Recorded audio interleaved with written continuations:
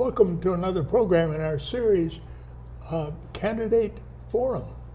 I'm Bill Weir, the producer and host, and I'm delighted to have a co-host, Wy Spano, and to help me with our guest, Erin Murphy, candidate for governor of Minnesota. Thank you so much for joining me. Thanks for having me. And it's a great honor for me. I've known Representative Murphy a long time, and she is clearly one of the best we've ever had in this state. So it's really fun to talk to her. And I think they've acknowledged that in the House, have they not? You're a deputy minority leader? So I'm not serving in leadership now, but I have served as the majority leader and as a deputy leader as well. Good. My voice is not for the best. You want to ask the questions? I may ask a few along the way. Well, let's start with the sort of the everybody's favorite question. Why did you do this? I was never going to run for office, but I grew up in a family that loves politics, and so I've since a young person, I think since I was in 8th grade, that's the first time I worked on a campaign, have been participating in some form or fashion as a volunteer on campaigns. And when I moved to Minnesota to practice nursing, I engaged specifically in St. Paul politics, working on Howard Ornstein's campaign. That was my first, and I've worked on a lot of campaigns since then. I ran for office after I took care of my mom at the end of her life, and she, like too many people, had good health care coverage but had to fight to get the care that she needed because it was being denied by the insurance company. And that made me angry and frustrated, and so I decided to run for office and got myself elected 11 years ago. And have seen over and over again, both as a nurse and as a Minnesotan and in my work in the legislature, our capacity to solve real problems for the people of Minnesota, for our families, for our communities. And I believe in the kind of politics that improves people's lives, and when we use that together, we can build a future for the people of Minnesota. It took me a long time to decide, to believe that I was the next best person to do this job. But I have a lot of faith in us and in Minnesotans, and really do believe with them that we can accomplish the things we need to do to make sure that Minnesota continues to be the place that I have loved living and the place that I call home. And that's why I'm running, because I believe together we can build a future for the people of Minnesota, and I'd like to do that. Great reason for running.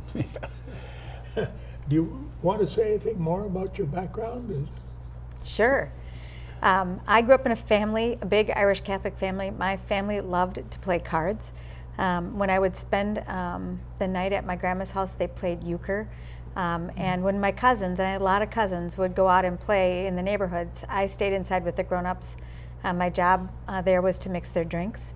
But I got to stay and listen to them talk about politics while they played euchre.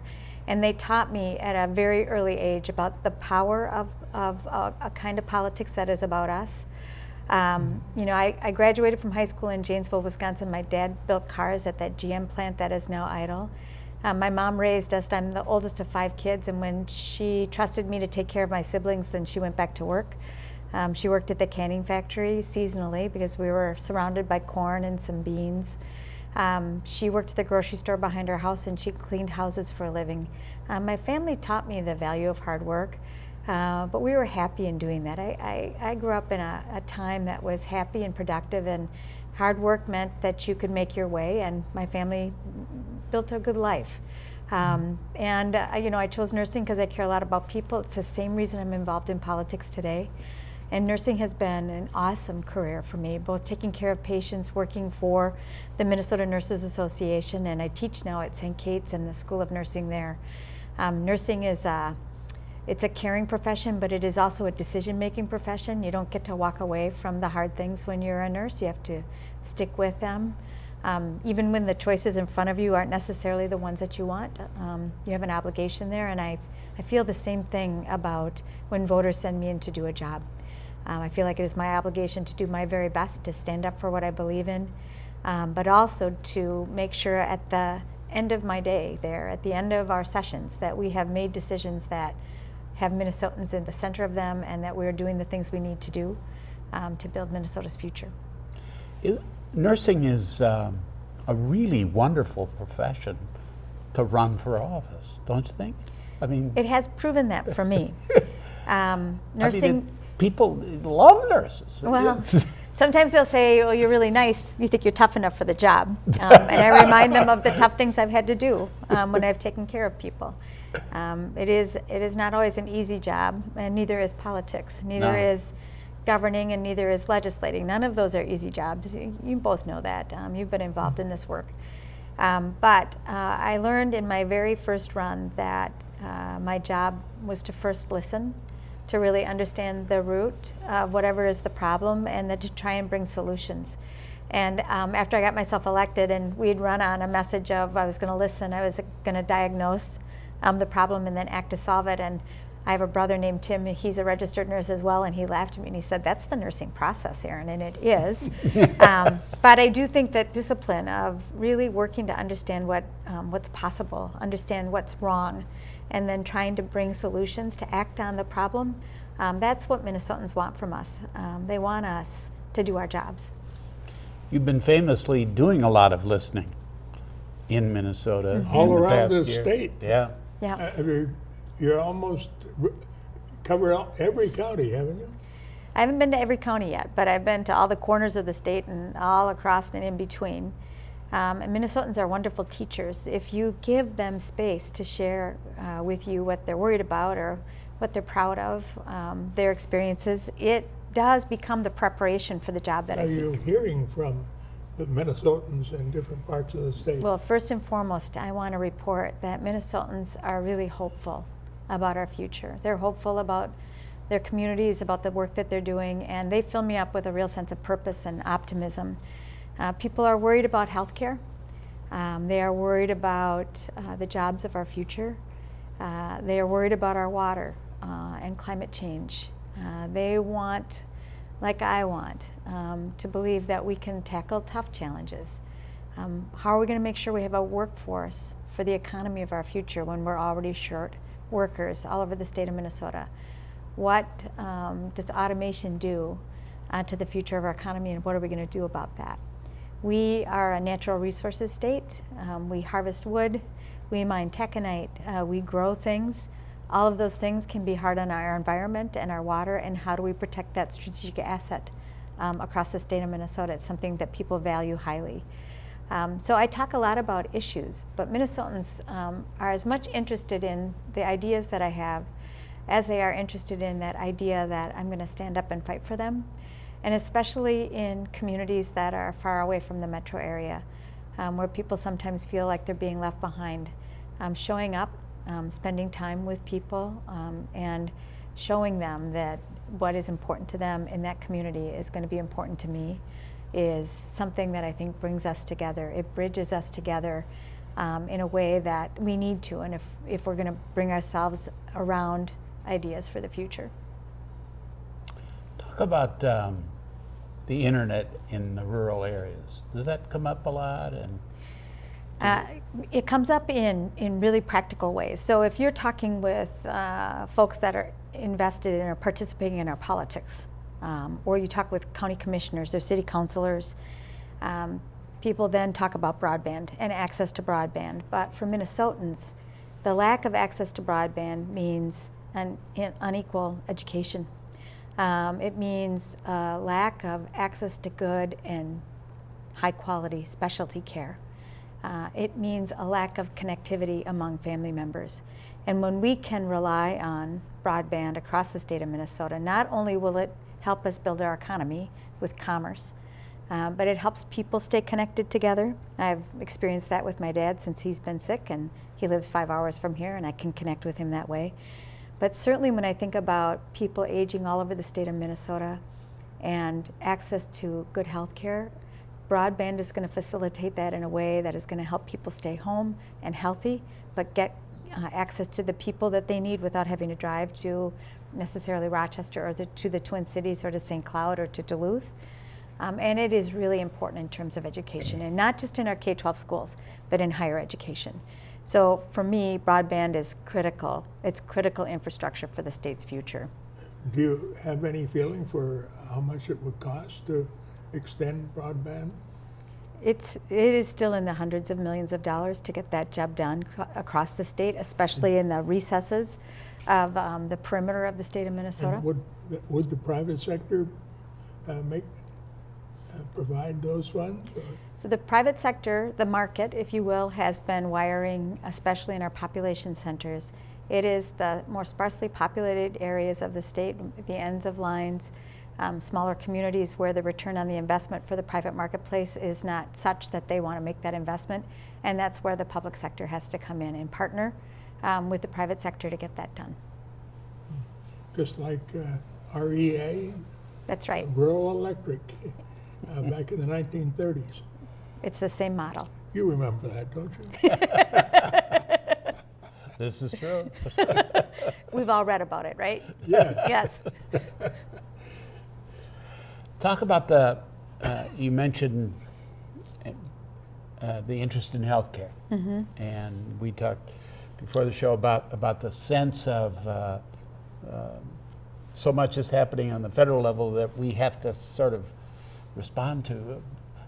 How's that debate coming, or that discussion coming? So I think Minnesotans are observing one more time a Congress that is trying to undo medical assistance or Medicaid and doing some damage to Medicare in the tax bill that's moving through the U.S. Senate and the U.S. Congress right now.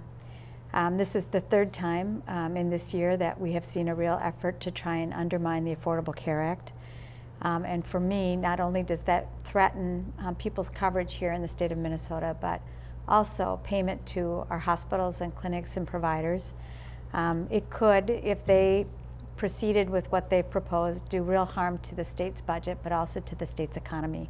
So there are real reasons why Minnesotans are concerned about it, and thus far they have joined Americans across the country and expressed their concern about that in such a way that they have been able to stop the Congress from taking those actions. So I'm grateful for that. I love that turn of our powerful democracy and what that means. In Minnesota, we have only about 4% of the people in Minnesota right now without health care coverage, and that's in large part because of the work that happened here with the implementation of the Affordable Care Act. But I'm hearing too many stories from people in Minnesota about the cost of their pharmaceutical drugs, about the lack of access to providers in the networks in which they're in, and about the cost of their deductibles, their co-pays, and in some cases surprise billing. I talked to a man at Farm Fest who got a $14,000 bill for his wife who was hospitalized for a day in observation, and the health coverage that they had didn't cover that observation, so he got a $14,000 bill for that even though he's enrolled in Medicare. It surprised him. It made him really angry. And those are the kind of stories that I'm hearing. People's concerns are across the board, whether it is something like the surprise bill that gentleman got, or the costs in their employer-based coverage, the co-pays and the deductibles, and the cost sharing that they're experiencing, and a real lack of security for people.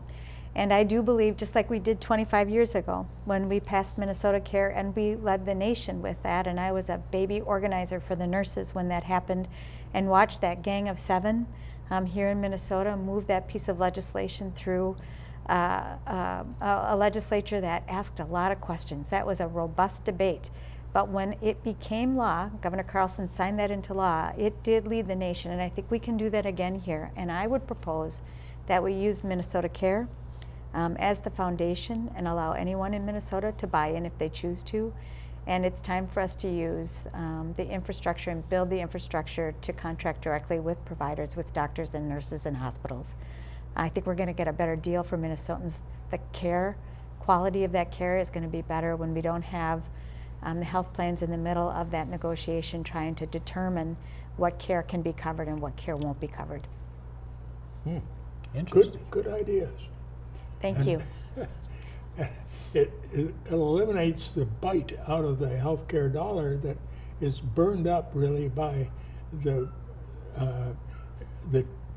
tug of war, you might say, between the insurance company and the providers. They're spending way too much on that conflict. There is a conflict there.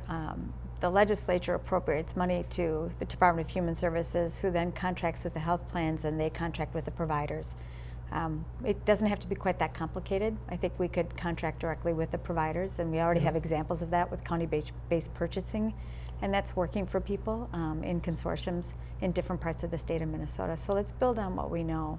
Yes. I think that's the right thing, but I am a believer in the power of our providers. And everyone is going to have a check and the balance of their power, but I have seen over and over again when we have put more control in the hands of providers and the people in their care, that we get a better deal for people. Good.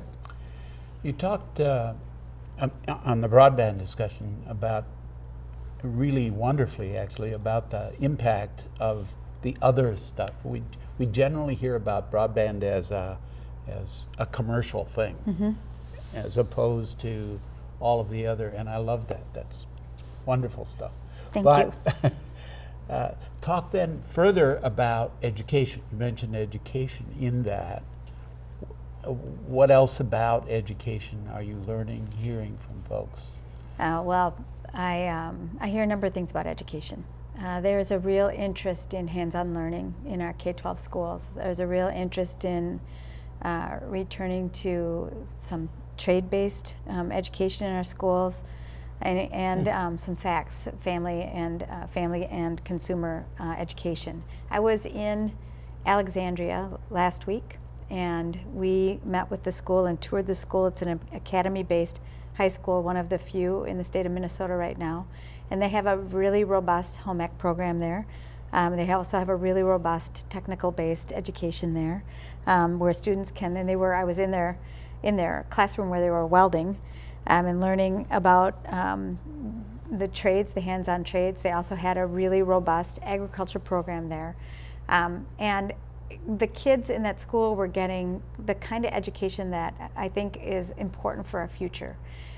So I do think it's important for us to remember that in school we're going to have to learn about reading and math and all the things that they teach, but also find your way, find and touch the things that you want to learn about as you become a young adult, and find that way into the workforce in the way that is meaningful to each individual kid, each individual student. Not all our kids need to go to a four-year university. We need to make sure that they are affordable, and right now they are fairly affordable for families. Students have to borrow a lot of money, and we've shifted the burden to our campuses and away from the state's budget, and that's being transferred to students and families in the way of a tuition increase. And we know we've got a lot of kids that have come out of college with a lot of student debt, and that's a real burden for them. And what kind of work have you done on this so far? On higher education? Yes. So I was fortunate to work with Bud Nornis in the Minnesota House and pass a notification about public service loan forgiveness back in 2015. That's actually a federal funding program for students or college graduates who choose to work in public service, whether it is in public nursing, in public education, for a local unit of government. If you give 10 years of your time and you pay your student debt in good form in that 10 years, the balance of your loans will be forgiven. There were a lot of people in Minnesota who didn't understand that was available. So we've asked employers once a year to make sure that their employees understand that that's an option for them, so they can pursue it and take advantage of it. And the second thing I've been working on is to create an ombudsperson in the Department of Education and higher education here in the state of Minnesota. Students who come to college, like mine did, who are excited about going to school, who believe that's the right path for them, sometimes borrow money because that's the way that they are going to finance their education. And they believe they need to do it, so they borrow the money. And it's pretty complicated, the different kinds of loans that you can get. And oftentimes students get done with school and they recognize then that the loans that they have are going to bear a pretty high price for them. I think more information at that front end when you are preparing to go to college so you understand what the consequences are of the borrowing that you're doing would be important, and that would be one of the responsibilities for this ombudsperson. And then at the back end, if you've borrowed some money, this person would be an advocate for the borrowers, for the graduates, to help them understand what their options are, including if there's an option for refinancing. Right now, the lenders are not advocates for students, and neither are the schools. They both have a financial interest, rightfully so. It's not a criticism, it just is. And I think it's important that we make sure that there's an advocate also for the students, for the graduates. We need that ombudsman because the others have an interest that leads away from informing the student about this. That's right. We have less than 7 minutes left. Okay. So, what did you want to ask? I was going to go further on education to what for Minnesota is the famous embarrassing gap. Yeah. And the gap between students of color and others, and wondered, talk about that if you would. We are a state that prides ourselves at being the top of so many lists, and here we're not. Instead, we're at the bottom of the list with a gap of learning, an opportunity gap. I think our best opportunity there is an investment in early learning. Data is really clear about closing that gap if we invest early, and I think that includes good prenatal care. That's the nurse in me. Home visiting for kids and families who are seeking that, to help parents do their very best job. And I have a really good friend named Katie Smith, who is a parent educator, who was a Minnesota Teacher of the Year, who helped me understand where that opportunity gap opens up and ways that we can intervene. And she said she's met lots and lots of parents who love their kids, but not everyone knows how to be a parent. And she's made her life's work intervening there as a home visitor, as a parent educator, and helping families do the job the very best that they can. I'm a supporter of pre-K. I think we should do pre-K across the state of Minnesota, make it available in our schools in partnership with the efforts that are already underway in communities. But I do believe that if we want to close that gap, right, first and foremost, let's invest in early learning. Let's make sure that our schools look like Minnesota. Let's make sure we're investing in teachers of color.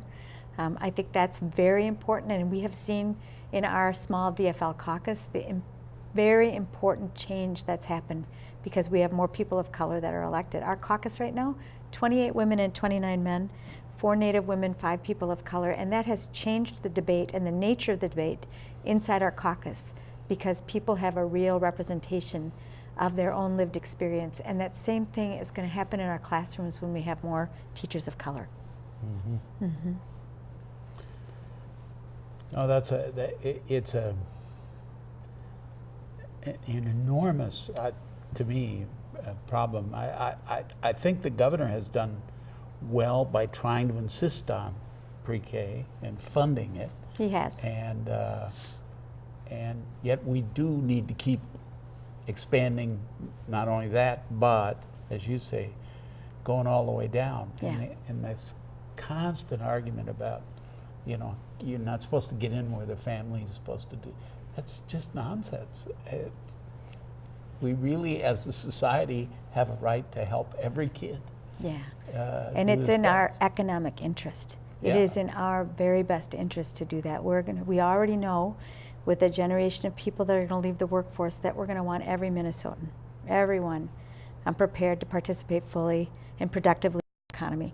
So it's in our interest, and Minnesotans value education a lot. So let's do our very best job for those young learners. That's what I think. And one more point, Governor Dayton has done another thing that I think is important. And he has put on the table for our discussion the issue of racial disparities in the state of Minnesota. And I think it is important that we recognize that and bring ourselves to that discussion, our best Minnesota selves to that discussion. Not in a way that we feel like we've done something wrong, but instead to talk about it in the ways that what do we do that's right, and participate in that discussion together to make sure that where we see gaps in education or in health outcomes or in earnings, especially when you think about women of color and the pay gap for women of color, it's embarrassing, and incarceration rates. There's work there for us to do if we want to make sure that everybody in Minnesota is participating fully in our democracy and in our economy. Good. We haven't talked about elections yet. how do we make our elections fairer? Well, there's a lot of pressure. There's a lot of attack on our elections right now.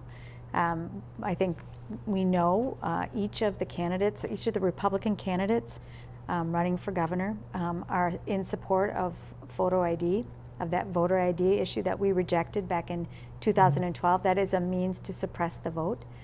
We have seen an inordinate amount of money coming into our elections from outside groups like the Koch brothers, much of it not disclosed. It is important for us to make sure that that dark money is disclosed to the voters so people understand where that advertising is coming from. And then I would really love us to take the next step and make sure that we have automatic voter registration here in the state of Minnesota. Our future rests with us, and one of our tools to build that future is our democratic processes and elections.